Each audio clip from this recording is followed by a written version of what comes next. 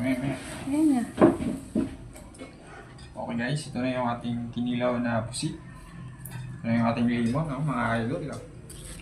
Titimplahan na natin siya, bossing. Titimplahan na. Ayan.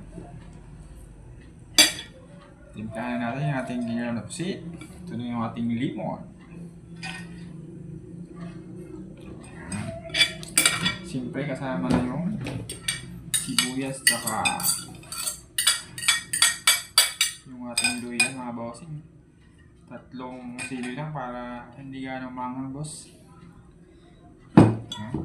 Siyempre yung ating pusit na kinilaw, mga bossing. Lagay na natin, medyo may maitim na konto.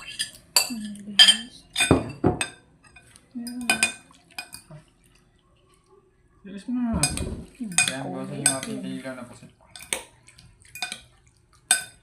Kalahating kilo yan, bossing, ha. Kaya konti lang.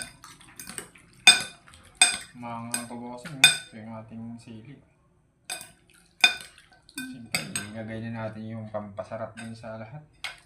Ang ating pipino, mga bossing. Yan ang ating pipino. Siyempre, i-mix ko rin natin siya para lumasa yung ano. Yan yung ating kinilaw na pusit, mga boss. Sariwa to, bossing, yung pusit natin, ha? Sariwa. Ang galing mo kasi ito. Nalambutin mo yan. Ayan yung ating kinilaw, ha?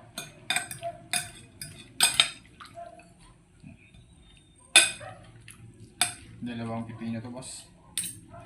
Siyempre mamaya magawa rin tayo ng yung pritong. Tikman ko na, boss, ha?